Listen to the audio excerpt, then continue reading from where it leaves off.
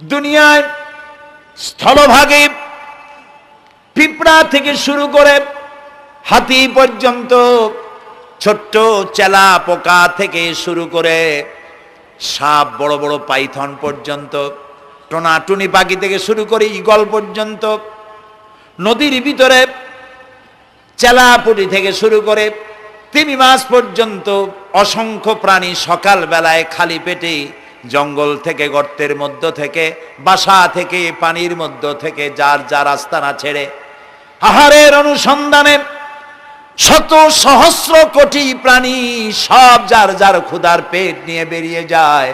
আল্লাহ রাব্বুল আলামিন বলেন, সন্ধ্যা হতে না হতে সবগুলির পেট ভরাইয়া যার যার বাসায় আমি ভিড়াইয়া দেই।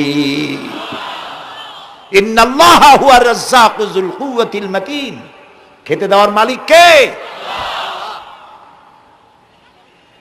সেই আল্লাহর এই গুণকে, এই গুণাবলীকে বিশ্বাস করতে হবে। খেতে দেওয়ার মালিক তিনি কেবলমাত্র।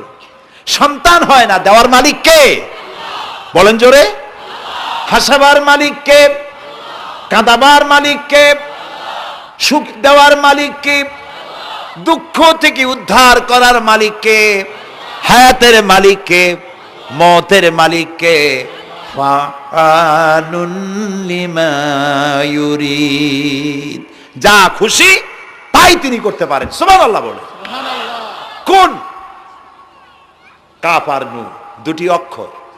যখন যা ইচ্ছে করেন হয়ে যায়। আল্লাহর এই গুণকে বিশ্বাস করলে মানুষ শিরক থেকে বাঁচতে পারবে। মাজার মুখী হবে না মুসলমান, মসজিদ মুখী হবে তখন।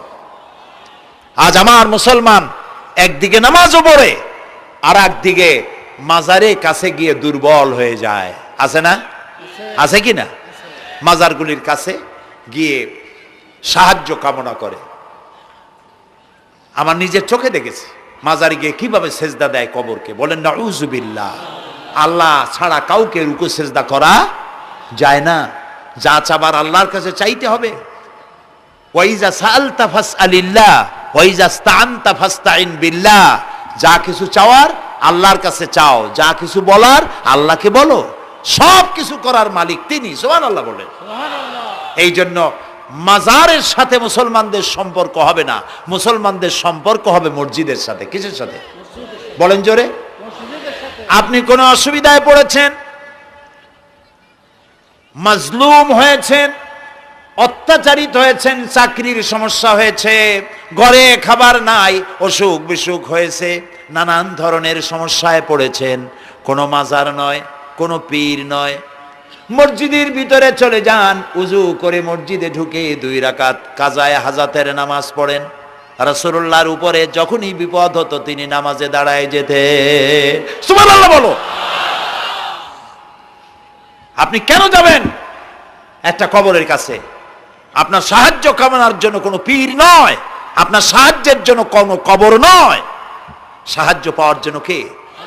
আল্লাহ চান আপনার ঈমানটা খালেস হোক।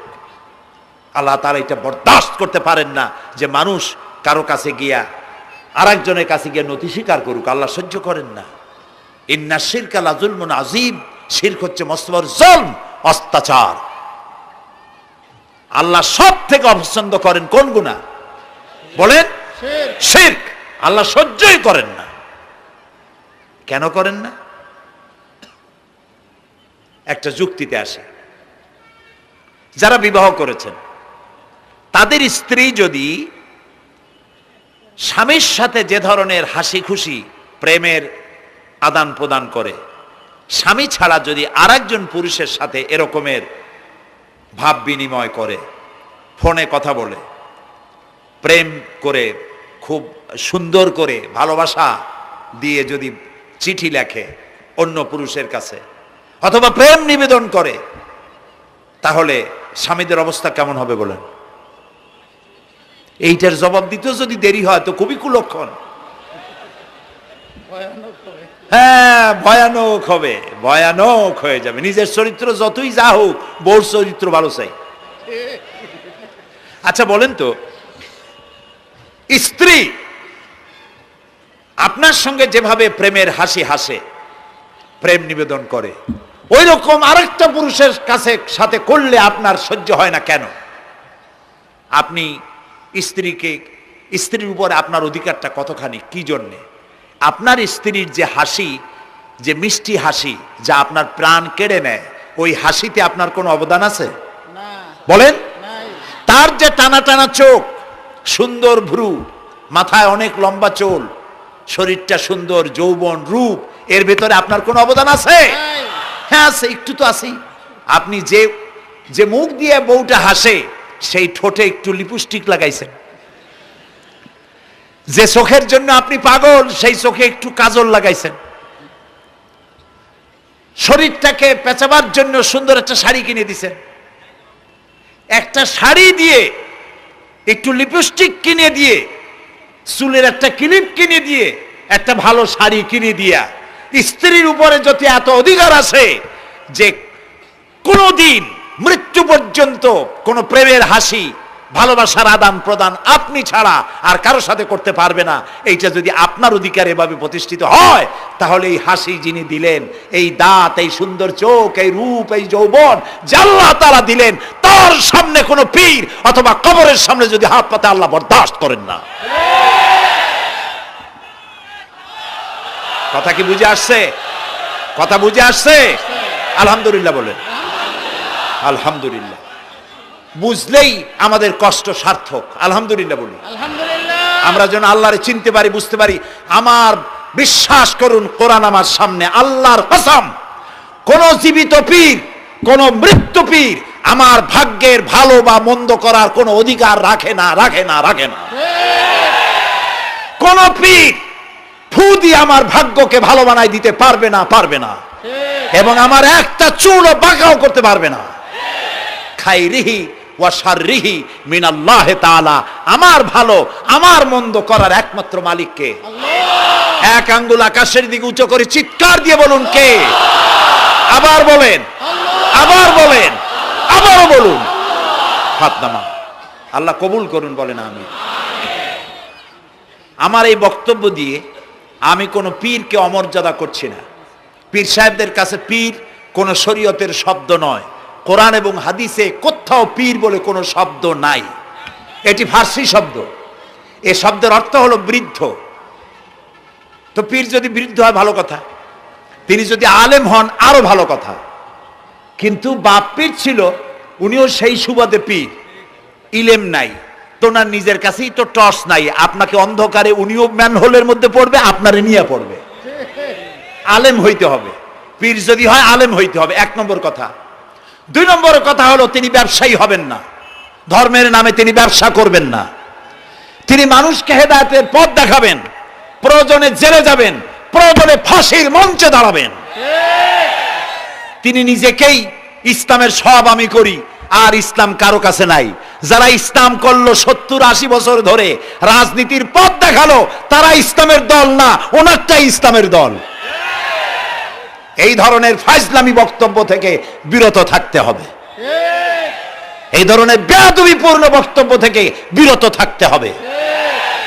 আমার দোকানে খাঁটি ঘি পাওয়া যায়, আর কারো দোকানে খাঁটি ঘি পাওয়া যায় না। ইসলাম নিয়ে এই ধরনের মনোপলি বিজনেস করতে দেওয়া হবে না। প্রিয় ভাই সব, আমরা পীর সাহেবদের চিনি। পীর ছিলেন শাহজালাল রহমতুল্লাহ আলাইহি। সুবহানাল্লাহ। যুদ্ধ করা লাগে নাই, আজান দিয়েছেন, মূর্তির মাথা ভাঙ্গা চুর চুর হয়ে পড়ে গিয়েছে। গৌর গোবিন্দ পলায়া কুল পায় নাই। লোকেরা যায় তার মাজারে গিয়ে গজাল মাছ জিয়ারত করে আসে, কিন্তু তরবারিটা দেখে আসে না। দোধারি তরবারি এখনো আছে। সুবহানাল্লাহ বলেন। পীর ছিলেন হযরতে বাহাউদ্দিন নকশবন্দি, মুজাদ্দিদ আল ফিসানি রহমতুল্লাহ আলাইহি, বড় পীর আব্দুল কাদের জিলানী রহমতুল্লাহ আলাইহি, খাজা মঈনুদ্দিন চিশতি রহমতুল্লাহ আলাইহি, শাহজাহান আলী রহমতুল্লাহ আলাইহি। কত ওলিউল্লাহর মাজার দিয়ে আমার দেশ ভরা। আলহামদুলিল্লাহ কর। আলহামদুলিল্লাহ। এরা একদিকে মানুষকে মুরিদ বানায়া মুরিদের টাকা দিয়ে নিজেদের পকেট ভরেন নাই। ওনারা এরকম করতেন না, এইরকম করতেন। আর রাসূলুল্লাহ বলেছেন, এই রকমের হাতের মর্যাদা নাই, এই হাতের মর্যাদা। আমি পীর দেখছিলাম, বাইতুল শরফের পীর হযরত শাহ আব্দুল জব্বার সাহেব, আল্লাহ তাআলা জান্নাতুল ফেরদাউসের মেহমান বানায়নি। এই বাংলাদেশে শত শত মসজিদ, মাদ্রাসার এতিমখানা তৈরি করে গেছেন। সুবহানাল্লাহ। বৃষ্টির মৌসুমে চট্টগ্রামের বাড়ি তার, 14 বছর মাদ্রাসায় ওয়াজিদিয়া চট্টগ্রামে 14 বছর বুখারী শরীফ পড়িয়েছেন। কি মানের আলেম, খালি পীর না। মুরিদরা যত টাকা দিত এই টাকা দিয়ে বড় বড় মাদ্রাসা মসজিদ করেছেন। আর বৃষ্টির সময় সাথী সঙ্গী নিয়ে বস্তি এলাকায় যেতেন, পলিথিন দিয়া ছাওয়া, বাচ্চা আর তার স্বামী নিয়ে কাতরায় এক কোনায় বসে আছে, খাবার নাই, চাউল নাই, অসুস্থ, তাদের চাউল দিয়ে আসতেন, তাদের রান্না করার শাকসবজি দিয়ে আসতেন, ওষুধ দিয়ে আসতেন, হাড়ি পাতিল দিয়ে আসতেন। বন্যা হলে, তুফান হলে টাকা উজাড় করে যা মুরিদরা দিত সবগুলি উজাড় করে মানুষের খেদমত করতেন। সুবহানাল্লাহ। কাজী যারা জামায় অনেকগুলো পকেট সমানে নিতে থাকে আর ভরতে থাকে এইভাবে করে, এই ব্যবসায়ীদেরকে পরিত্যাগ করতে হবে। পীর হচ্ছে ওই সমস্ত লোক যারা নাকি ধর্মের নামে ব্যবসা করে না, বরং আল্লাহর দ্বীনকে প্রতিষ্ঠা করার জন্য কথা বলে। প্রিয় ভাই সব, আমাদের জেহেন সাফ করতে হবে, পরিষ্কার করে বুঝতে হবে আমার ভালো আমার মন্দ কে করতে পারেন? আল্লাহ। সম্রাট শাহজাহান নাম শুনেছেন? কোথার বাদশা বলেন? দিল্লির সম্রাট। সম্রাট শাহজাহান পৃথিবী জোড়া নাম তার। কবি বলছেন, শাহনে জাহাं को जिन्हें फख्र से देते थे बाज, वाज कब्र में है सूरह अलहम्दु की मोहताज। যে শাহজাহানকে কর দিয়া ট্যাক্স দিতে পারলে জনগণ নিজেদেরকে গৌরবান্বিত বলে মনে করত, সেই শাহজাহান কবরে শুয়ে আছে, সূরা ফাতিহার মুহতাজ হয়ে আছে। সুবহানাল্লাহ। যদি কেউ আমার কবরের কাছ থেকে হেঁটে যাইতো আর একটু সূরা ইখলাস পড়ে সবরে সানি করতো, আমি কিছু পাইতাম। আহারে, এই এতিম ফকির হয়ে শুয়ে আছে। এক ফকির দিল্লি ঘুরতেছে, একজন বলছে, ভাই তোমারে তো খয়রাত করে দেখতেছি আমি সেই ছোটবেলা থেকে, খালি তুমি খয়রাত করো। একটা জিনিস আপনারা মনে রাখবেন, গরিব, আজকে যারা গরিব পরিশ্রমের মধ্য দিয়ে কালকে তারা ধনী হতে পারে, কিন্তু যারা ভিক্ষুক, যারা ভিক্ষা করে, জিন্দেগিতে কোনোদিন তারা বড় হতে পারবে না। ভিক্ষা করা যাদের অভ্যাস, জীবনেও বাড়ি করতে পারবে না, জীবনেও ধনী হইতে পারবে না, কিন্তু গরিব ধনী হইতে পারবে। কারণ হলো আল্লাহর কাছে দুইটা বৈধ জিনিস অত্যন্ত ঘৃণিত। কয়টা? একটা হলো তালাক, আর একটা হলো ভিক্ষাবৃত্তি, মানুষের কাছে চাওয়া। আল্লাহ পছন্দ করেন না। তো ভিক্ষুক ঘুরতেছে, একটা লোক বলল, মিয়া তোমার তো সারা জীবনই খয়রাত করতে দেখি। খয়রাত করবো না, করবো কি? যার কাছে যাই সে দেয় 4 আনা 2 আনা 1 টাকা, এর বেশি তো দেয় না, তে দিয়ে আমি কেমনে বড় লোক হবো? কয় যে তুমি বাদশারে চোখে দেখো না, বাদশারে চোখে দেখো না। কয় বাদশার কাছে কি আমার মতো লোক যাইতে পারে নাকি? কল না, যাইতে হবে, যাও। বাদশা একবার যাবা, এমন দেওয়া দেবে জীবনে আর তোমার খয়রাত করা লাগবে না। পাতি শিয়ালের পিছনে ঘুরে তো লাভ নাই, পাতি শিয়ালে খায় মুরগি, তোমার একটা ঠ্যাং দেবে, দাঁতের খেলালের কাজও হবে না। বাঘের পিছনে ঘোরো, বাঘে খায় গরু আর হরিণ, একটা রান দিলে তুমি 1 সপ্তাহ খাইতে পারবে। কাজে ঘুরতে গিয়েও বোঝা উচিত কার সাথে ঘুরি। তো বলছে বাদশার কাছে যাও। তো বাদশারে পাবো কই? কই তো দেখলাম কেবল মসজিদে ঢুকলো।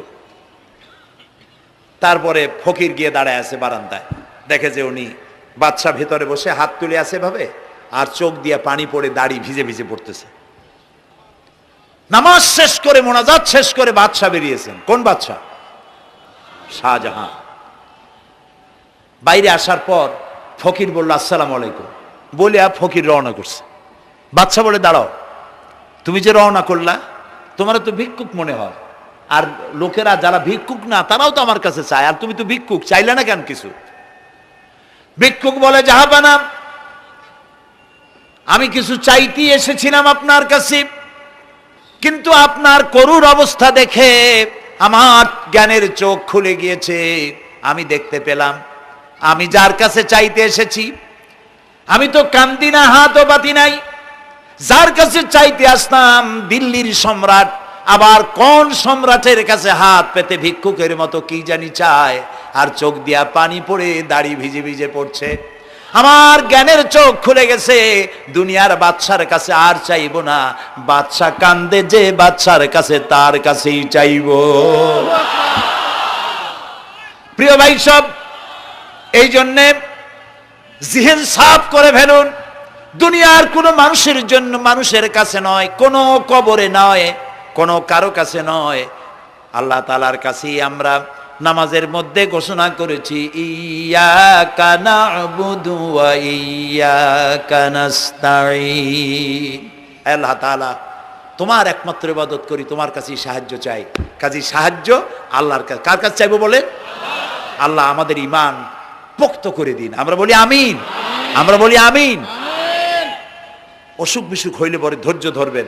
অনেক মানুষ আছে জ্বর হইলে কয় যে এত নামাজ পড়ি খালি জ্বর আমারই হয়, এত রোজা রাখি, ভালো ভালো কাম করি, আমার ছেলের অসুখ মোটে সারি না। এই জাতীয় কথা বলবেন না। মুমিনের পায়ে যদি কাঁটাও ফোটে সওয়াব থেকে খালি নাই, ধৈর্য ধরতে হবে। কাঁটা ফুটছে বলেন ইন্না লিল্লাহ। আজাবান লিল মুমিন, মুমিনের জন্য বড়ই আশ্চর্য ব্যাপার, বিপদ হইলেও শুকর আদায় করে আর সুখে থাকলেও শুকর আদায় করে। সুবহানাল্লাহ বিহামদি। বিপদ আসলে সে বলে ইন্না লিল্লাহি, বলেন ইন্না লিল্লাহি ওয়া ইন্না ইলাইহি রাজিউন। আর যখন শান্তি আসে বলে আলহামদুলিল্লাহ। দুই অবস্থায় তার জন্য নিয়ামত আল্লাহর তরফ থেকে সে পায়, আলহামদুলিল্লাহ। প্রিয় ভাই সব, তো আল্লাহর উপর ঈমান আনার জন্য কয়টা শর্ত বলছিলাম? এই যে প্যাচ লেগে গেছে, কয় যে 3টা। আল্লাহর উপর ঈমান আনার জন্য শর্ত কয়টা? 4টা। 4টার বলছি কয়টা? 2টা। আরেকটা হচ্ছে আল্লাহর কুদরত, এ বিশ্বাস করা। আল্লাহর কুদরত মানে শক্তি। আল্লাহর কিছু বিশ্বাস করবেন বলেন জোরে? শক্তি। আকাশ এবং জমিনের শক্তিশালী কে? কিন্তু আমার দেশের জনগণ, কিছু কিছু রাজনীতিবিদরা বলে জনগণই নাকি সকল ক্ষমতার, সকল শক্তির উৎস। কি পাগল! তুমি ক্ষমতার উৎস? নাকের মধ্যে ময়লা, দাঁতে ছাতা, পেটের মধ্যে দুর্গন্ধ ভরা, ক্ষমতার উৎস। আশ্চর্য কথা। এই যে ক্ষমতার উৎস, হাজার হাজার লোক এখানে বসা, 2টা ভাউয়া ব্যাংক যদি 2 কোণা দিয়ে ঢোকে, ভাউয়া ব্যাংক চেনেন? বিগ সাইজের ব্যাংক, 2টা যদি দুই দিক দিয়ে ঢোকে লাফাইতে লাফাইতে, সামনে যারা আছে এমনি লাফাবে। অন্তত টঙ্গী তামিরুল মিল্লাত মাদ্রাসা ছাড়াইয়া তারপরে ফিরে তাকায় বলবে ভাই আমরা দৌড়াই কেন? ব্যাংকের সামনে অসহায়, বল্লা ভীমরুলের সামনে অসহায়, সাপের সামনে, বিচ্ছুর সামনে অসহায়, তারা কয় সকল ক্ষমতার উৎস জনগণ। কপাল পোড়া। ক্ষমতার উৎস জনগণ নয়, এটা কোরআনের সাথে কন্ট্রাডিকশন হয় এ কথায়। আল্লাহ বলেছেন আন্নাল কুওয়াতা লিল্লাহি জামিয়া, সকল ক্ষমতার উৎস কে? চিল্লায় বলো আল্লাহ। ক্ষমতা কি দেখছেন? মাত্র 1.5 মিনিট। কয় মিনিট? মাত্র 1.5 মিনিট। আল্লাহ বলেছেন কোন? সাথে সাথে তামিলনাড়ু, মালয়েশিয়া, ইন্দোনেশিয়া, থাইল্যান্ড, মালদ্বীপ, শ্রীলঙ্কা, 2 লক্ষ লোক শেষ, 1 লক্ষের খোঁজ নাই। সমুদ্রের পানি 33 ফিট উঁচু হয়ে এসছে। সুবহানাল্লাহ কই দিচ্ছে করে না? বিজ্ঞানীরা বলেছেন ভারত মহাসাগরের তলদেশে ফাটল ধরেছে, ওর কয়েক কিলোমিটার নিচে ভূমিকম্পের উৎপত্তি হয়েছে। ভারত মহাসাগরের পানি 3 হাত না 4 হাত, কত কিলোমিটার আল্লাহই জানে। এই কয়েক কিলোমিটার নিচে যে মাটি, সেই মাটিরও কয়েক কিলোমিটার নিচে ভূমিকম্পের উৎপত্তি। এখান থেকে ভূমির কম্পন হয়েছে, সেই ভূমিকম্পে সমস্ত মহাসাগরের মধ্যে, ভারত মহাসাগরের মধ্যে জলকম্পন শুরু হয়েছে। পানির কম্পন, মাটির কম্পন একসাথে। 33 ফিট উঁচা, মানে 4 তলা বিল্ডিং এর মতো উঁচু হয়ে আসছে পানি। 4 তলা পরিমাণ উঁচু হয়ে পানি চলে আসছে। বাড়ি গাড়ি সব কিছু খড় কুটার ন্যায় সব উড়িয়ে দিয়েছে। এগুলোরে কপাল পোড়া নাস্তিক যেগুলি, তারা বলে প্রাকৃতিক দুর্যোগ। ওর বাপের মাথা। আচ্ছা প্রাকৃতিক দুর্যোগ, প্রকৃতি কি? কোন জন্তুর নাম? প্রকৃতি কোন জন্তু জানোয়ারের নাম? প্রকৃতি নিজে চলে না কেউ তাকে চালায়? কে চালায়? কপাল পোড়ারা তা বোঝে না। বিশ্ববিদ্যালয়ের শিক্ষক হয়েছে তো, আল্লাহ দিয়ে আসি কোথায়? তবে সব খারাপ না, ভালো আছে, আলহামদুলিল্লাহ কর। কিছু আছে কপাল পোড়া। বিশেষ করে শান্তিনিকেতনে যারা পড়াশোনা করে আসে, সাহিত্য চর্চা করে, এই সাহিত্য চর্চা করতে করতে এক পর্যায়ে কপাল পুড়ে যায়, আল্লাহরে চিনতে পারে না। সব চেনে, আল্লাহরে চেনে না। আল্লাহ এখন চিনাইতেছে ভালো করিয়া। প্রিয় ভাই, সব কওমে আদ, কওমে সামুদ, এগুলিকে আল্লাহ তারা ধ্বংস করেছেন। কিয়ামতের আগে এই যে 7টা আকাশ, এই আকাশ সম্পর্কে অবিশ্বাসীরা তারা বলেছে আকাশ বলতে কিছুই নেই, এটা নাকি অনেক দূরে, তাই নীলা নীলে দেখা যায়। কি কপাল পোড়া চিন্তা করেন, নীলা নীলা দেখা যায়। এই আকাশ মহাশূন্য। এই আকাশগুলিকে, আকাশ কয়টা কয়টা স্তর? 7টা। এগুলি কাতাইয়ে সিজিল্লিল কুতুব। কোরআনে কারিমে আল্লাহ তাআলা বলেছেন কিতাবের পৃষ্ঠার মতো কিয়ামতের আগে একটার পর একটা ঠাস ঠাস করে পড়বে, ভেঙে চুরে চুরমার হয়ে যাবে। ওয়াইদাল বিহারু ফুজ্জিরাত, আল্লাহ তাআলা বলছেন ইদাস সামাউ ফাতারাত ওয়াইদাল কাওয়াকিবু ইনতাসারাত ওয়াইদাল বিহারু ফুজ্জিরাত। আকাশের তারকাসমূহ বিক্ষিপ্ত হয়ে পড়বে।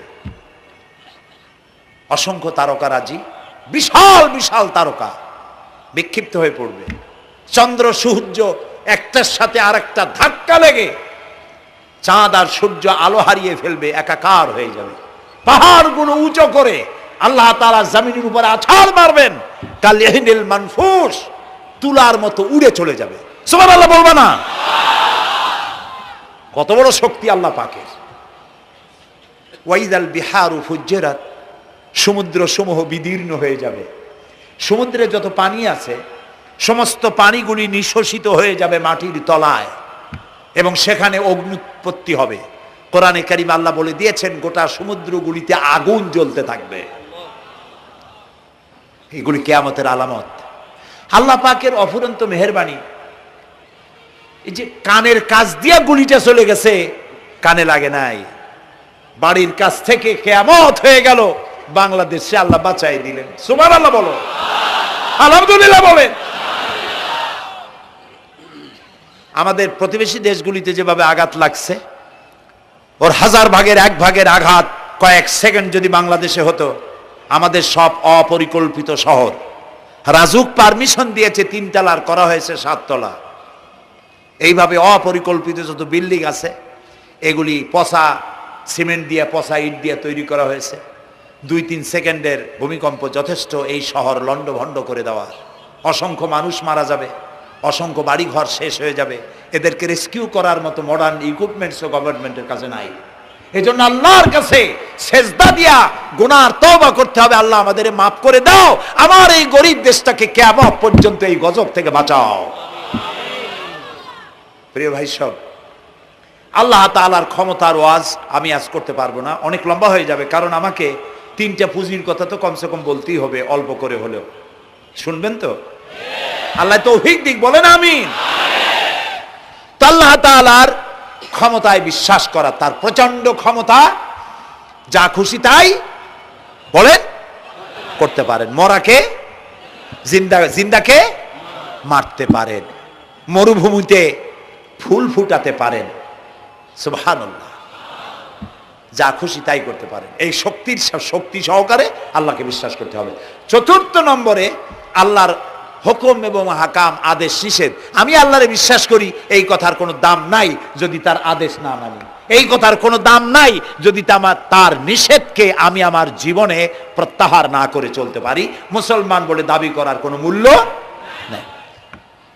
একদিকে নামাজ পড়ি, আর একদিকে ওজনে কম দেয়, খাদ্যে ভেজাল দেয়, বেপরদা করি, মিথ্যা কথা বলা হয়, ওজনে কম দেয়, খাদ্যে ভেজাল দেয়, জমিনের আইল ঠালে আমানতের খেয়ানত করে। আল্লাহর হুকুম মানা হলো না, রসুলের আদেশ মানা হলো না। আল্লাহর উপর ঈমান আনার জন্য 4র্থ শর্ত হচ্ছে আল্লাহ যা বলেছেন মাথা নত করে মেনে নিতে হবে।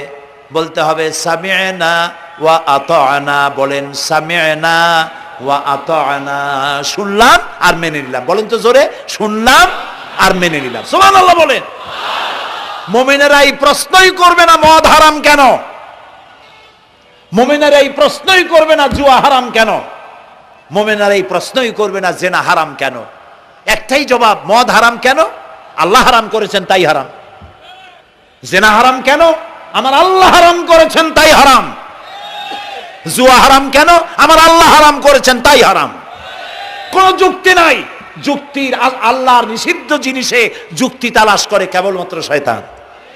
আল্লাহর আদেশ নিষেধে যুক্তি তালাশ করে কে? শয়তান। মুমিনের কাজ হলো সামি'না বলেন ওয়া আতা'না, শুনলাম আর মানলাম, বাস শেষ কথা, খালাস। এই গেল চারটি শর্ত পুরো হয়ে গেল। এই চারটি শর্ত যদি পূরণ করতে পারি তাহলে আল্লাহরে বিশ্বাস করছি এটা প্রমাণিত হবে, এটা জাস্টিফাই হবে, এটা সত্যতা প্রমাণ হবে যদি আল্লাহর হুকুম মতো। এক নম্বরে হলো, আমি আবার কথাটা প্যাকেট করে দিই যাতে করে আপনারা বাড়ি নিয়ে যাইতে পারেন। আল্লাহর উপরে ঈমান এনেছি এই কথাটাকে কমপ্লিট করার জন্য শর্ত কয়টা? চারটা। এক নম্বরে আল্লাহর অস্তিত্বে বিশ্বাস, বলেন আল্লাহর অস্তিত্বে বিশ্বাস। দুই নম্বরে আল্লাহর গুণাবলীতে বিশ্বাস। তিন নম্বরে আল্লাহর ক্ষমতায় বিশ্বাস। চার নম্বরে আল্লাহর আদেশ এবং নিষেধে বিশ্বাস, মান্য করে চলা।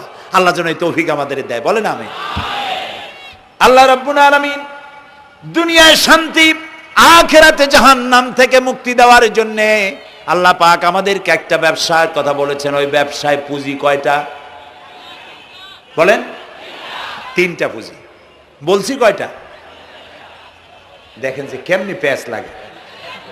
বলছি মাত্র একটা, সে একটা ডাল বার করছি চারটা। এবার আসেন মূল পয়েন্টে। এবার দ্বিতীয় পয়েন্ট, রসুলের প্রতি ঈমান। আমরা তো রসুলের প্রতি ঈমান আনছি কিনা বলেন? রসুলের প্রতি ঈমান এনেছি। আমাদের এই ঈমান যথেষ্ট নয়, কারণ আমাদের ঈমান হলো রবিউল আউয়াল মাসে ঈমান তাজা হয়, ঠিক না? ঠিক না? রবিউল আউয়াল মাস যখন আসি, ব্যানার টানাই, শামিয়ানা টানাই, রাস্তাগুলিতে ফ্ল্যাগ লাগাই আর আলোকসজ্জা করি। মন্ত্রীরা আসেন, নেতারা আসেন, সিরাতুন নবী মাহফিলে দাঁড়ায় বলেন নবীর আদর্শ অনুসরণ করা ছাড়া উপায় নাই। অথচ ওনার পা থেকে শুরু করে মাথা পর্যন্ত নবীর আদর্শ নাই। আবার এই নেতা রামকৃষ্ণ মিশনে, রামকৃষ্ণ পরমহংসদেব তার মঞ্চে গিয়ে বলেন রামকৃষ্ণের নীতির ছাড়া বিকল্প কিছুই নেই। আবার গৌতম বুদ্ধের জন্মবার্ষিকী উদযাপনের জন্য সেখানে গিয়ে বলেন গৌতম বুদ্ধের অহিংস নীতি অনুসরণ করা ছাড়া জাতির যোগীনাথ হওয়ার আর কোনো পথ নাই। যেখানে যায় সেই জায়গার গুলি ধরে। রবিউল আউয়াল মাস আসতে বলেন, আলোকসজ্জা করে ইয়া নবী সালামু আলাইকা, ইয়া রাসূল সালামু আলাইকা। এরপরে গরম গরম জিলাপি রাসূলুল্লাহকে বুঝায় দেওয়া হলো, হে রাসূল আপনি তাকিয়ে দেখেন কত মহব্বত আপনারে করি। আপনার মহব্বতের জন্য আমাদের শহরের কোন মিষ্টির দোকানে আর মিষ্টি নাই, সব আমরা খাইয়া শেষ করছি। এই হলো মহব্বত। এই মহব্বতে এই ঈমানে কাজ হবে না। এই ঈমানে বলেন কাজ হবে না। কোন ঈমানে কাজ হবে? রাসূলের প্রতি ঈমানের অর্থ কি? এর অর্থ হচ্ছে নবী করিম সাল্লাল্লাহু আলাইহি ওয়াসাল্লাম আমাদের রাসূল, আমাদের নেতা। আমাদের রাসূল আমাদের নেতা, আমরা তার উম্মত, তার অনুসারী। অনুসারীর কাজ কি? নেতার পূর্ণাঙ্গ অনুসরণ করণ। রাসূলুল্লাহর আনুগত্য করতে হবে, এটা কে বলেছেন? আল্লাহ রাব্বুল আলামিন সূরা আলে ইমরানের মধ্যে বলেছেন, কুল ইন কুনতুম তুহিব্বুনাল্লাহ ফাত্তাবিউনি ইউহিব্বুকুমুল্লাহ ওয়া ইয়াগফির লাকুম যুনুবাকুম আল্লাহু গফুরুর রহিম।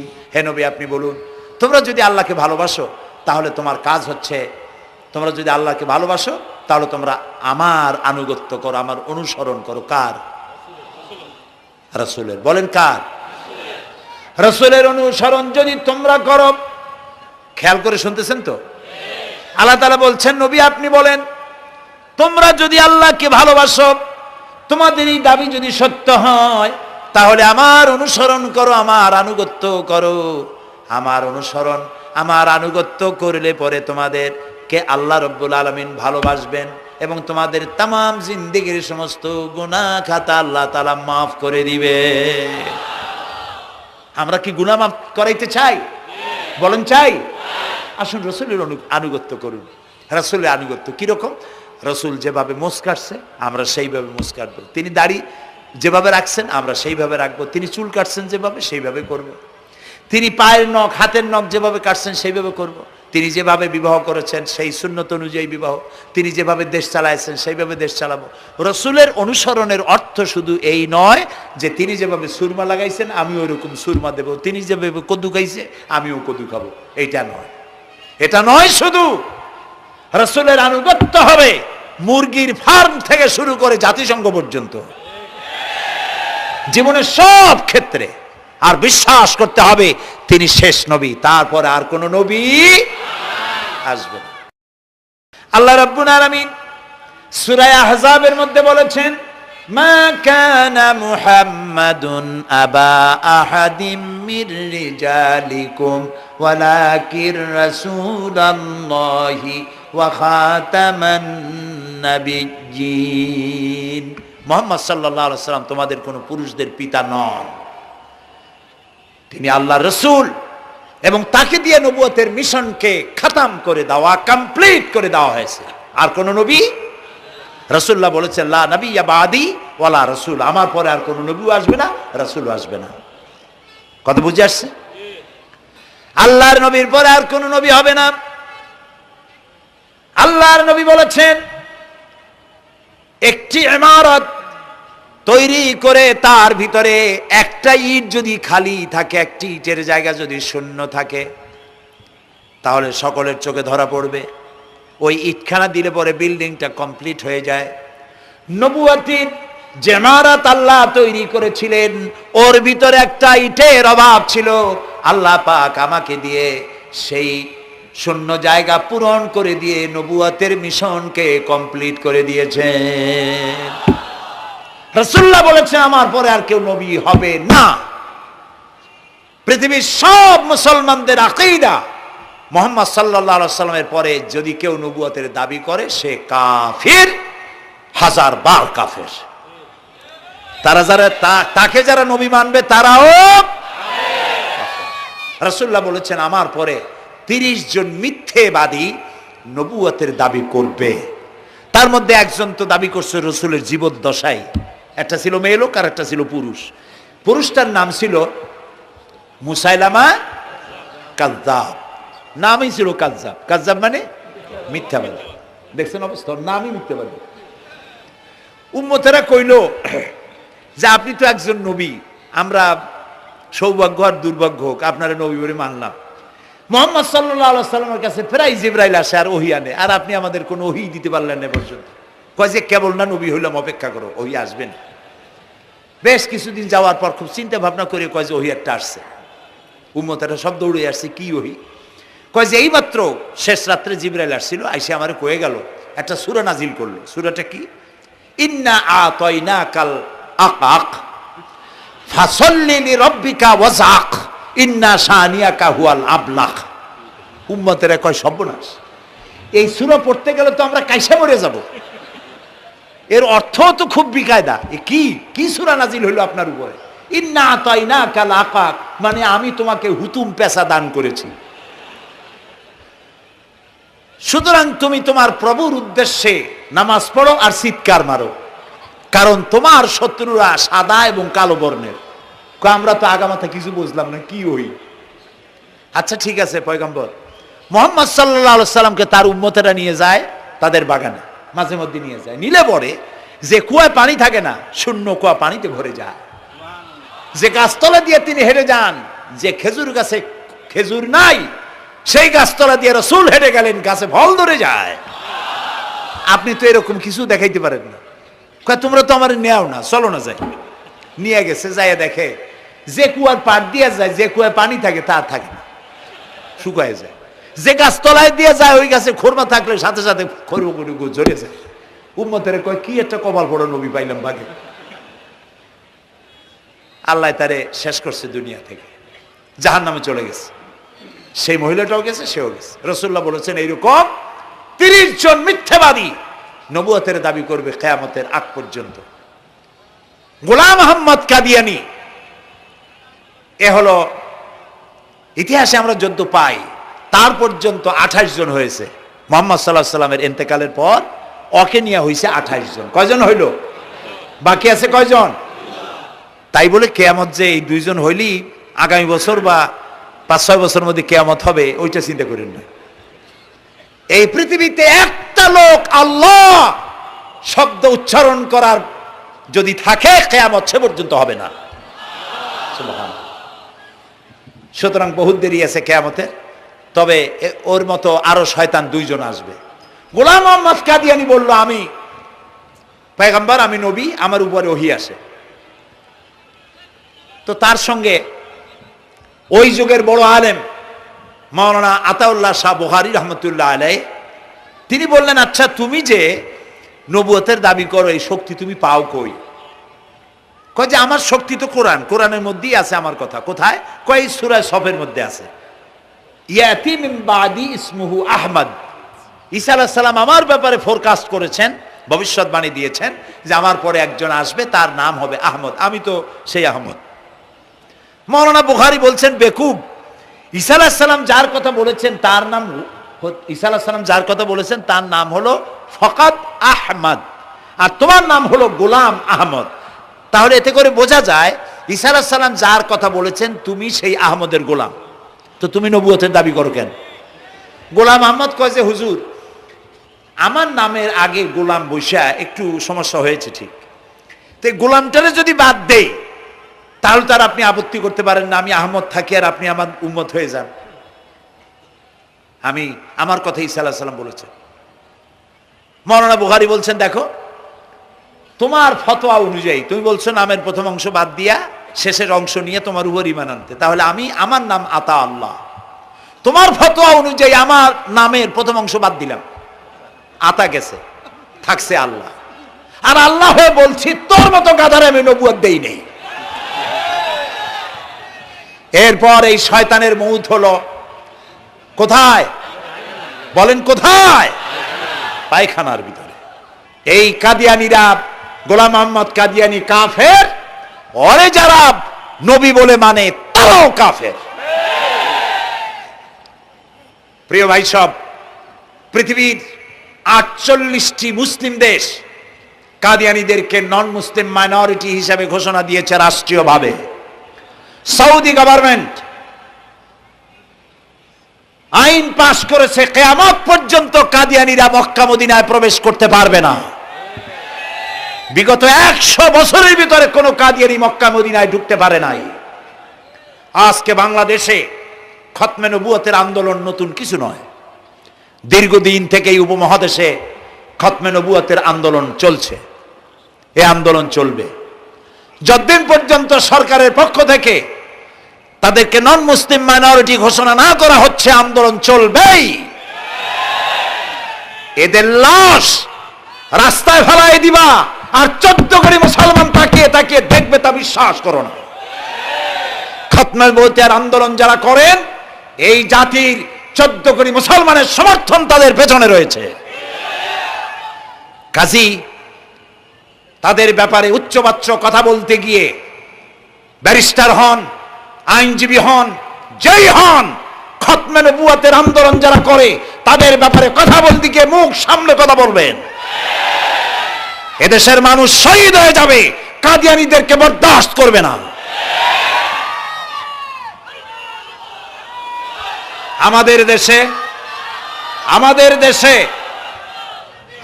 দেশে হিন্দু, থামুন, আমাদের দেশে হিন্দু, খ্রিস্টান, বৌদ্ধ আমাদের দেশের নাগরিক অধিকার ভোগ করে না? আমাদের সমান নাগরিক অধিকার তারা ভোগ করে। কাদিয়ানীরাও হিন্দু খ্রিস্টানদের মতো নন মুসলিম মাইনরিটি হিসেবে এদেশে বসবাস করে নাগরিক সুবিধা ভোগ করবেন, কোনো অসুবিধা নাই। কিন্তু আপনি মুসলমান বলে দাবি করবেন না, শেষ নবী মানবেন না, আমরা এই ব্যাপারে কিয়ামত পর্যন্ত আপোষ করব না। কেবলমাত্র মূর্খ, দালাল, হারামখোর তারাই কাদিয়ানীদের পক্ষ অবলম্বন করতে পারে, ইমানদারেরা পারে না।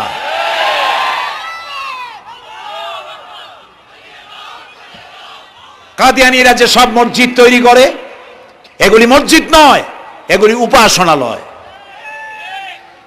হিন্দুদের মন্দিরকে যেভাবে আমরা সম্মান করি, ওদের উপাসনালয়কে সম্মান করি।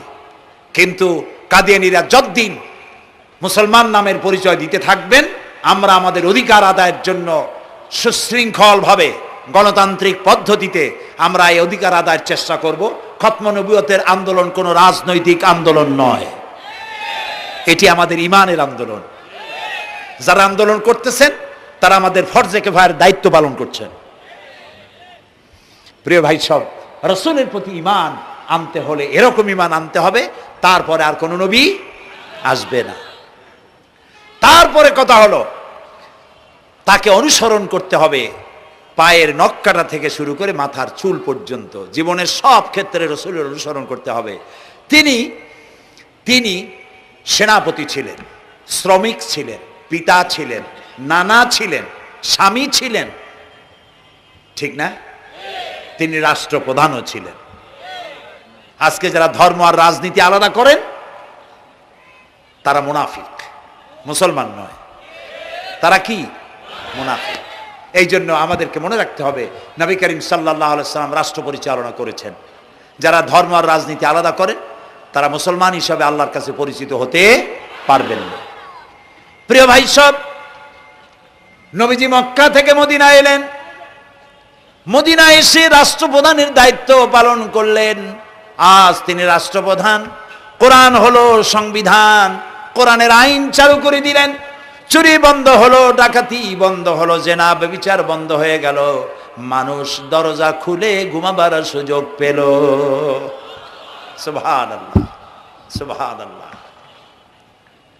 নবী করিম সাল্লাল্লাহু আলাইহি ওয়াসাল্লাম একটি সুন্দর সুখী সমাজ পৃথিবীতে চালু করে গেলেন।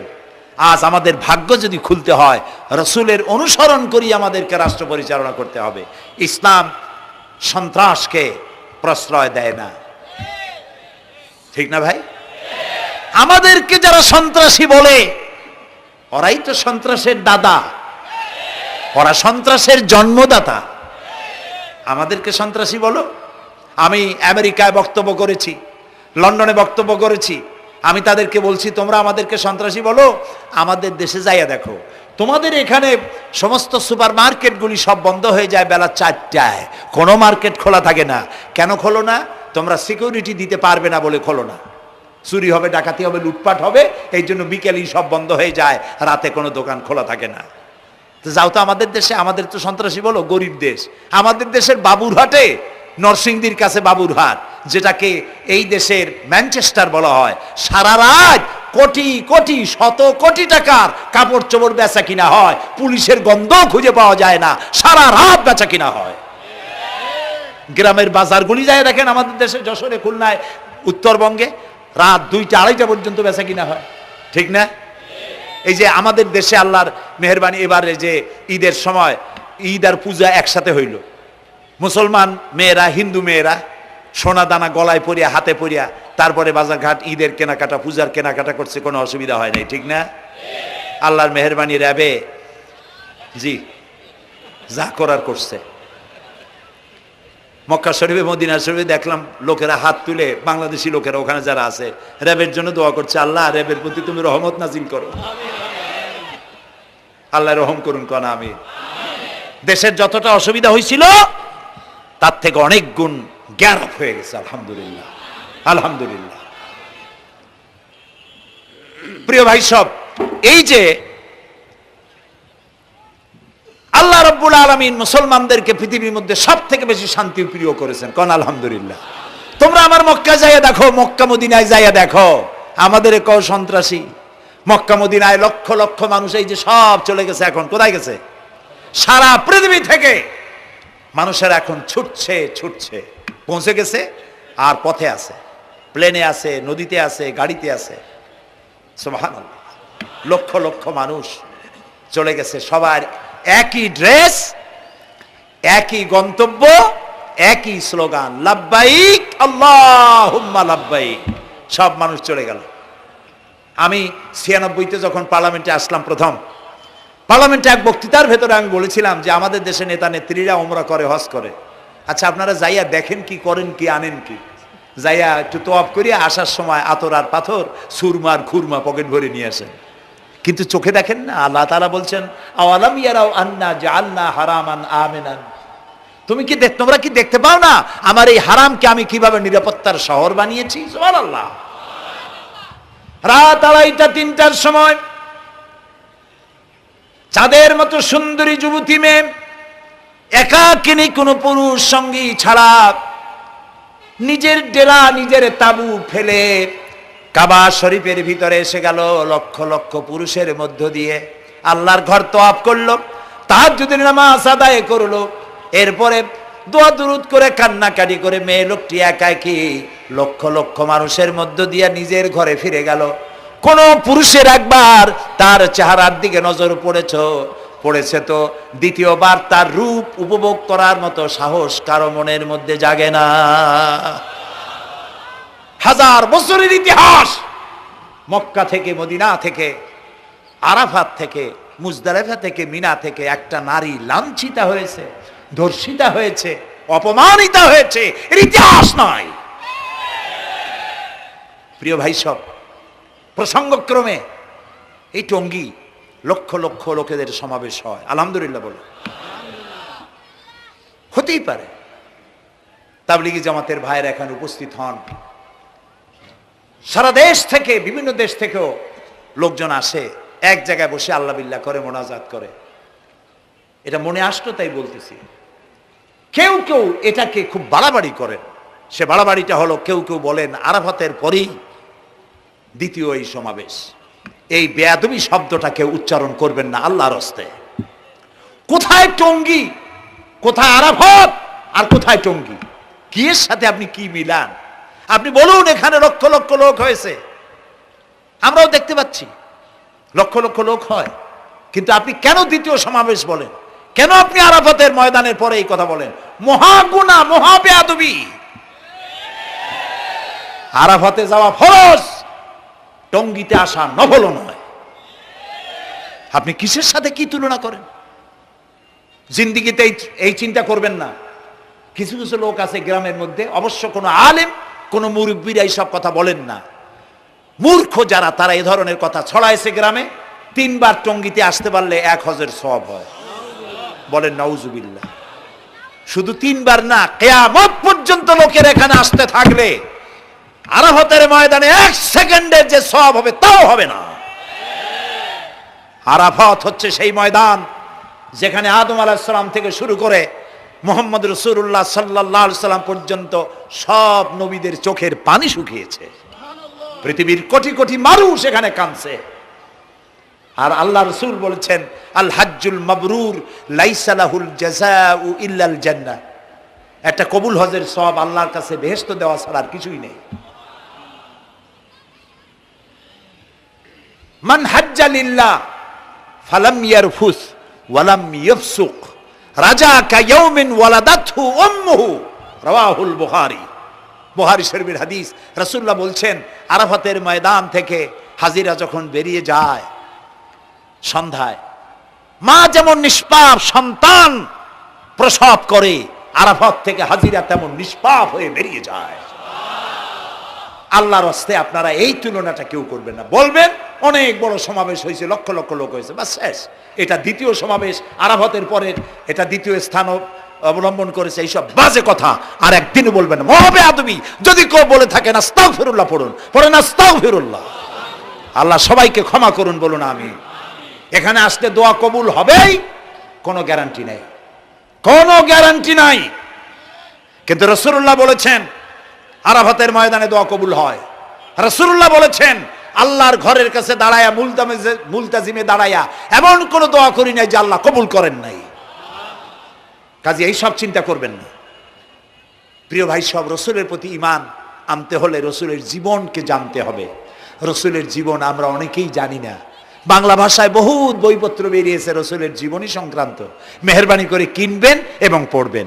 রসুলের প্রতি ঈমানের অর্থ হলো রাসূলুল্লাহর পা থেকে শুরু করে মাথা পর্যন্ত সবটা আমল করা এবং তাকে মোহাব্বত করা। রসুলকে কি করবো আমরা? কি মোহাম্মদ সে ওয়াফা তূনে তু হাম তেরে ये जहां चीज ही क्या लोह कलम तेरे है। মোহাম্মদ সাল্লাল্লাহু আলাইহি সাল্লামের সঙ্গে যদি তুমি মহব্বতের কানেকশন জুড়িয়ে দিতে পারো, তার অনুসরণ আর অনুকরণ যদি করতে পারো, আকাশ আর জমিন তো দূরের কথা, লোহ কলম পর্যন্ত আল্লাহ তোমার জন্য করে দেবে। নবী করিম সাল্লাল্লাহু আলাইহি সাল্লামের উপর ঈমান আনার অর্থ হলো তার অনুসরণ অনুকরণ করা। 3 নম্বরে ওয়াতুজাহিদুনা ফি সাবিলিল্লাহি বিআমওয়ালিকুম ওয়া আনফুসিকুম, আল্লাহর রাস্তায় লড়াই করো জান দিয়া আর মাল দিয়া। কি দিয়ে কোন তো? জান দিয়া আর মাল দিয়ে। আমরা কিন্তু বলি হুজুর আসি আসি আপনার সাথে, আপনার পিছনে আসি, জানটা দিয়ে দেব। এই মানুষেরা খুব চালাক। আপনি জান দিলে তো মাল থেকে যাবে। আগে দেবেন কি? মাল, পরে দেবেন জান। মাল দিতে হবে, জান দিতে হবে আল্লাহর দ্বীন প্রতিষ্ঠার জন্য। রাসূলুল্লাহ জীবন দিয়ে, সাহাবায়ে কেরাম জীবন দিয়েছেন, রাসূলুল্লাহ রক্ত দিয়েছেন, দান দান মোবারক শহীদ হয়েছে। আমি দেখেছি ওহদের মাঠে, আমি ওহদে যখন সফর করেছি, আল্লাহ বহুবার নিয়েছেন আলহামদুলিল্লাহ।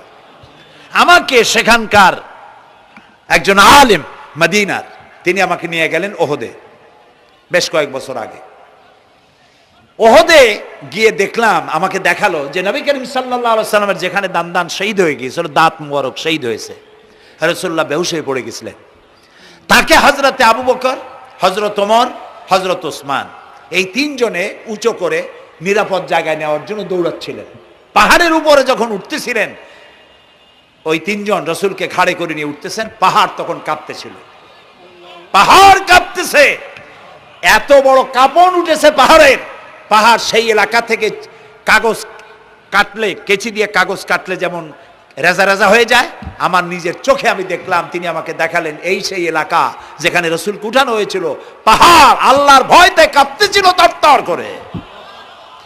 সেই উঁচা জায়গা, একটা বিশ্রামের মতো জায়গা পাহাড়ের মধ্যে, সেইখানে তাকে নিয়ে যখন রাসূলকে যখন শোয়ানো হচ্ছিল, পাহাড় কাঁপতেছে। নবী করিম সাল্লাল্লাহু আলাইহি সাল্লাম তখন বলছেন, উসবুতি ইয়া জিবাল, উসবুতি ইয়া জিবাল, ইন্নাকা আলাইয়া নবিয়ান ওয়াস সিদ্দিকিন ওয়াস শাহীদাইন। হে পাহাড়, উসবুতি ইয়া জিবাল, হে পাহাড় থেমে যা, তোর উপর আল্লাহর নবী, তোর উপরে সিদ্দিক আর 2 জন শহীদ দাঁড়িয়ে আছে, থেমে যা। পাহাড় থেমে গেল। সিদ্দিক হযরত আবু বকর, 2 জন শহীদ তোর উপরে, হযরতে ওমর, হযরতে ওসমান রাদিয়াল্লাহু তাআলা আনহুমা। কবে শহীদ হবে? রাসূলুল্লাহ আজকে বলতেছেন তোর উপরে 2 জন শহীদ দাঁড়িয়ে আছে। এইভাবে কষ্ট করেছেন নবীজি, ক্ষুধায় কষ্ট করেছেন, যুদ্ধ করেছেন। তবে সেই যুদ্ধ আক্রমণাত্মক ছিল না, ডিফেন্সিভ ছিল। আক্রমণকে প্রতিহত করার জন্য তিনি লড়েছেন। প্রিয় ভাই সব, এত কষ্ট করার পর তিনি যে দ্বীন কায়েম করে গিয়েছিলেন, আল্লাহ তাআলা বলছেন ওয়াতুজাহিদুনা ফি সাবিলিল্লাহি, আল্লাহর রাস্তায় লড়াই করো জান দিয়ে আর মাল দিয়ে আমার দ্বীনকে প্রতিষ্ঠা করার জন্য। যদি তোমরা ইসলাম বুঝে থাকো, এরই মধ্যে তোমাদের জন্য কল্যাণ নিহিত রয়েছে। সুবহানাল্লাহ বলেন, এরই মধ্যে কল্যাণ। সুতরাং শুধু টুপি মাথায় দিয়ে নামাজ পড়লেই হবে না, নামাজও পড়তে হবে, আল্লাহর হুকুম হাকাম মানতে হবে, রোজাও রাখতে হবে, হজও করতে হবে, যাকাতও দিতে হবে, স্ত্রীকে পর্দায় রাখতে হবে, আমলে আখলাকে, সিরাতে সুরাতে, চলনে বলনে, ব্যবসায় বাণিজ্যে, বক্তৃতায়, রাজনীতি, অর্থনীতি, সমাজনীতি, সব জায়গায় আল্লাহ এবং রসুলের পূর্ণাঙ্গ আনুগত্য করার নামই হলো মুসলমান হয়ে যাওয়া। সুবহানাল্লাহ। এই মুসলমান হইতে পারবো আমরা? আল্লাহ যেন তৌফিক দেয়, কোন আমিন। সবাই বলেন আমিন। আমি এখন আপনাদের নিয়ে মোনাজাত করব। মোনাজাতের আদব বসা, দাঁড়ানো ভাইয়ের একটু বসেন। এই যত মানুষ দাঁড়ায় আছেন মেহেরবানি করে একটু বসেন। আমি কিন্তু একবারও বলিনি আপনারা বসেন। দাঁড়ানো ভাইরা মেহেরবানি করে বসেন, মোনাজাত করব আপনাদের নিয়ে। প্রায় 2 লক্ষ লোক মারা গেছে ভূমিকম্পে, আর 1 লাখের উপরে নিখোঁজ। তাদের জন্য দোয়া করবেন না? যে আল্লাহ আমাদের বাঁচাই দিলেন তাদের জন্য, তার জন্য দোয়া শুকর আদায় করবেন না? সুতরাং বসেন, বসতে বলছি, দাঁড়াতে বলিনি। মোনাজাতের জন্য সবাই বসেন, আর একটু জোরে সরে জিকির করেন লা ইলাহা লা ইলাহা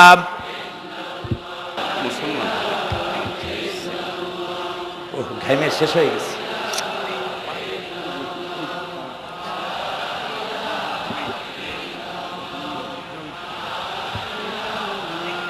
বয়স কত? বাড়ি কোথায়?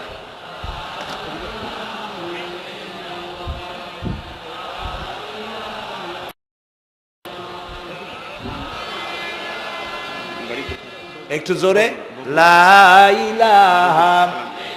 এফিডেভিট করছো? বসো বসো।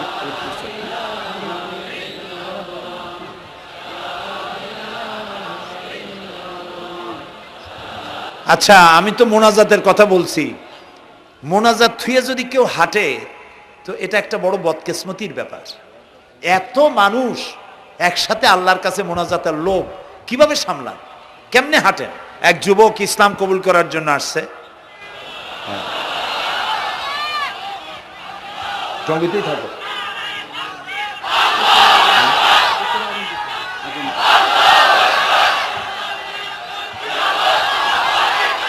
জি,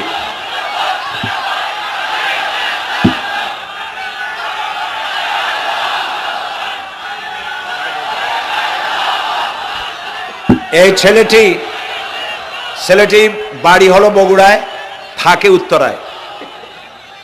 এই ছেলের বাপের নাম শ্রী সুধীর চন্দ্র সরকার, আর তার নাম হলো চঞ্চল কুমার সরকার। বর্তমান নাম পছন্দ করেছে বশির উদ্দিন। বলো লা ইলাহা ইল্লাল্লাহু মুহাম্মাদুর রাসূলুল্লাহ।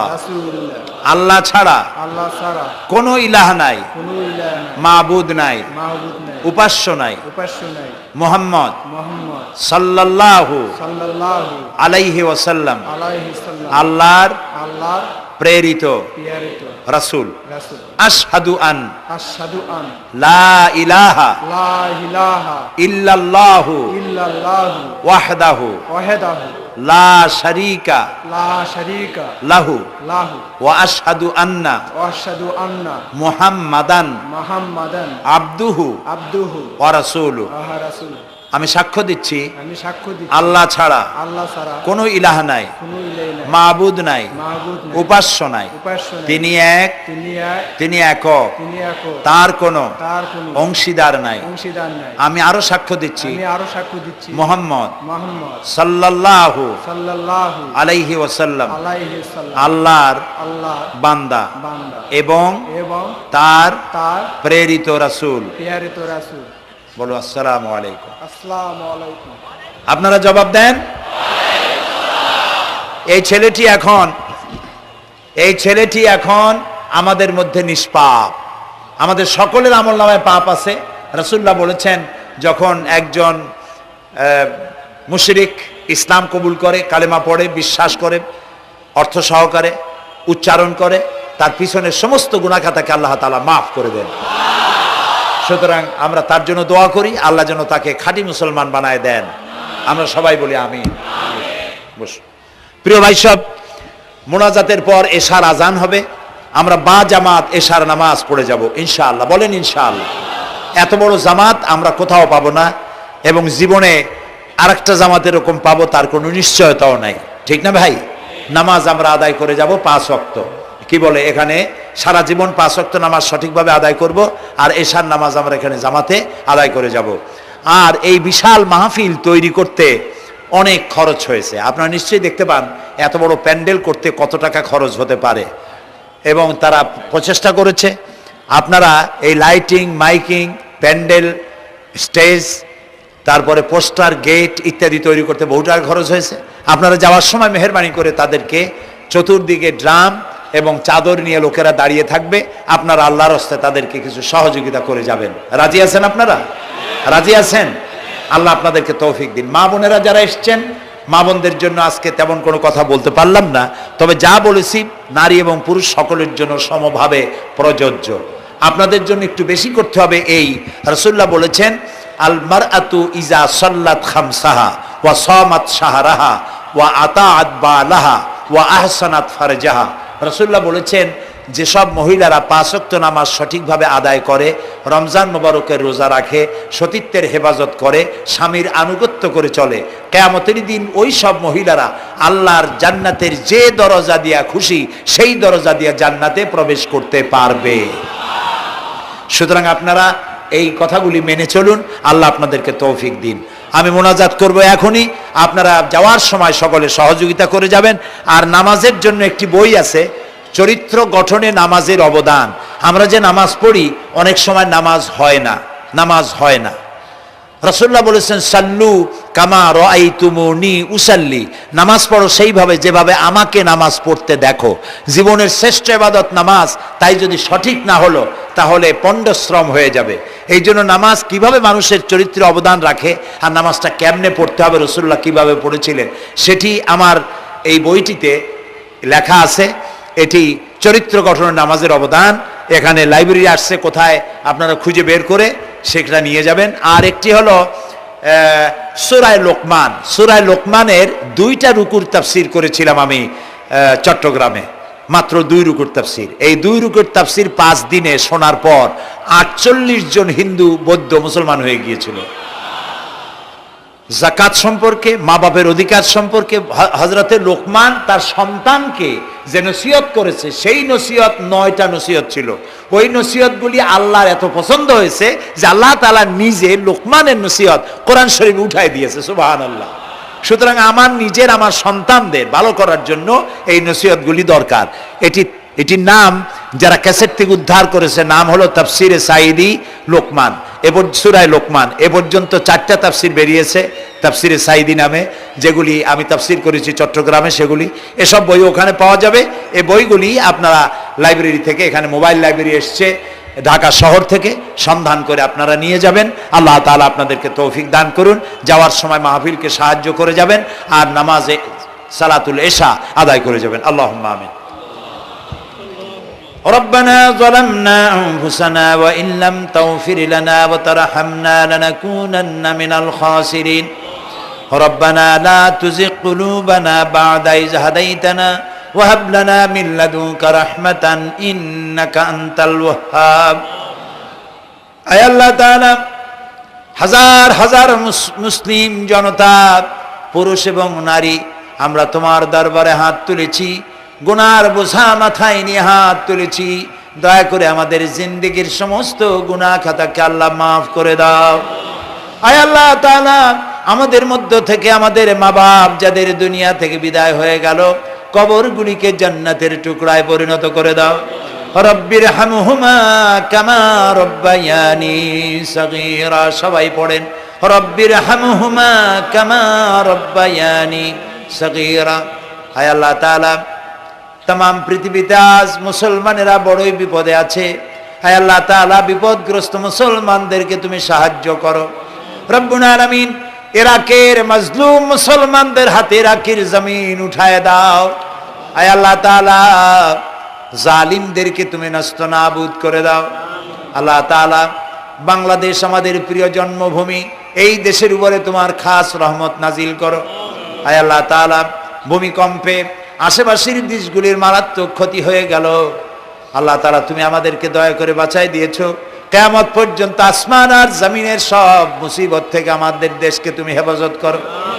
রব্বুল আলামিন, আমাদের স্ত্রী পুত্র পরিজন যাদেরকে তুমি দান করেছো, সবগুলিকে দিনদার, ইমানদার, নামাজি মুসলমান বানাইয়া দাও। আয় আল্লাহ তাআলা, এই মাহফিলের আয়োজন যারা করেছেন, কষ্ট করেছেন, পয়সা দিয়েছেন এবং দেবেন, সকলকে আল্লাহ তাআলা ইমানে কামেল সকলকে দিয়ে দাও। আমাদেরকে তোমার মকবুল বান্দাদের মধ্যে শামিল করে নাও। আল্লাহ তাআলা, যারা হজে চলে গেছেন, যারা রাস্তায় আছেন যাওয়ার পথে, এবং আরো যারা যাবেন, আল্লাহ তাআলা সকলের যাতায়াত আসান করে দাও, সকলের হজকে কবুল করে নাও। যারা হজ করেন নাই, এই মাঠে আজকে যারা উপস্থিত, মন চায় যেতে, আল্লাহ তাআলা তাদেরকে যাওয়ার ব্যবস্থা করে দাও। আল্লাহ তাআলা, মা বোন যারা এসেছেন, মা বোনদের গুনাহ খাতাকে মাফ করে দাও, মা বোনদের অসুখ ব্যাধি মাফ করে দাও, তাদের কেমন আমল করার তৌফিক দাও, যাতে করে কিয়ামতে হযরতে আয়েশা খাদিজার সঙ্গে হাসর নসিব হয়ে যায়। আল্লাহ তাআলা, তোমার কাছে আরেকটা দোয়া করি, আমাদের এই বাংলাদেশে যারা বোমা মারে, আমাদের বাংলাদেশে যারা গ্রেনেড হামলা করে, আমাদের এই বাংলাদেশে সন্ত্রাসী তৎপরতা চালায়া যারা মানুষ হত্যা করে, তুমি তাদেরকে হেদায়েত করে দাও, তুমি তাদেরকে হেদায়েত করে দাও, তুমি তাদেরকে হেদায়েত করে দাও। আল্লাহ তাআলা তোমার ইলমে যদি জানা থাকে ওদের নসিবে হেদায়েত নাই, তাহলে হামান, নমরুদ, সাদ্দাত, ফেরাউন এগুলারে যেমনে তুমি ধ্বংস করছো, বাংলাদেশে যারা গ্রেনেড হামলা করে, বোমা হামলা করে, মানুষ খুন করে, ওদেরকে গজব দিয়া, লানত দিয়া বাংলাদেশ থেকে চিরকালের জন্য বিদায় করে দাও। যারা বাংলাদেশে নৈরাজ্য সৃষ্টি করে, আল্লাহ তাদেরকে গজব দিয়া বিদায় করে দাও। হয় তারা হেদায়েত হোক, না হয় এই শয়তানদের হাত থেকে আমাদের দেশকে আল্লাহ তুমি রক্ষা করো। রব্বুল আলামিন, টঙ্গী বিরাট শ্রমিক এরিয়া, আল্লাহ তাআলা শ্রমিকদের স্বাস্থ্য ভালো রাখো, তাদের সকলকে নামাজ আদায় করার তৌফিক দাও। আল্লাহ তাআলা তাদের অভাব অভিযোগ দূর করে দাও। 4 দলীয় ঐক্য জোটের এই সরকারকে ইসলামের পক্ষে থাকার কাজ করার তৌফিক দান করে দাও। যত ওয়াদা নির্বাচনের আগে করেছিল সবগুলি ওয়াদা অক্ষরে অক্ষরে পালন করার তৌফিক দিয়ে দাও। আমি কয়েক সেকেন্ড আপনাদের জন্য ছেড়ে দিলাম। মাথা নিচু করে, চক্ষু বন্ধ করে যার যা চাওয়ার দরকার আল্লাহর কাছে চান। এই বিশাল মাহফিলে আল্লাহ তাআলা দোয়া কবুল করবেন ইনশাআল্লাহ।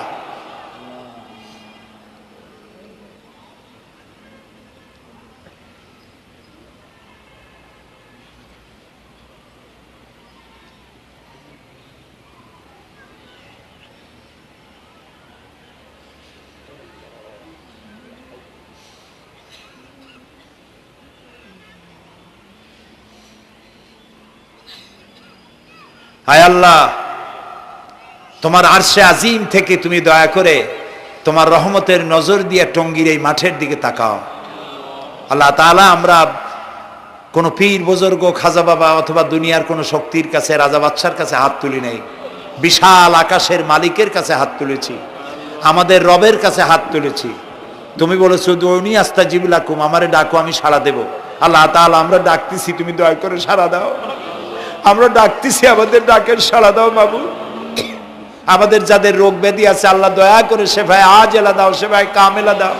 আল্লাহ তোমার কাছে আর একটা বিনীত দোয়া করি, আল্লাহ তুমি আমাদের জন্মসূত্রে যেসব নিয়ামত আমাদের শরীরে দিয়েছো, নাক, কান, চোখ, হার্ট, কিডনি, চলৎ শক্তি, বলার শক্তি, আল্লাহ মৃত্যুর আগ পর্যন্ত শরীরের এসব নিয়ামতের একটাও ছিনায় নিও না বাবু।